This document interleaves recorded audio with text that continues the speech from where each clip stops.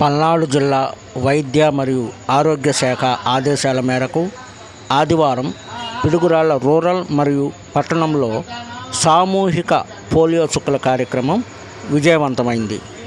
మొత్తం మీద 97% మంది 5 సంవత్సరాల లోపు పిల్లలు వ్యాక్సిన్ వేయించుకున్నట్లు ఆయా ప్రభుత్వ ప్రాథమిక ఆరోగ్య కేంద్రాల వైద్యులు తెలియజేశారు. పిడుగురాళ్ల రూరల్ పరిధిలో 6 గ్రామాలలో 15 బూతులు ఏర్పాటు చేసి 3077 మంది పిల్లలకు వ్యాక్సిన్ అందజేసినట్లు డాక్టర్ ప్రభావతి తెలిపారు. అలాగే పిడుగురాళ్ల పట్టణంలో 3 PHCల పరిధిలో 25 బూతులు ఏర్పాటు చేసి 5009 మందికి వ్యాక్సిన్ వేశారు.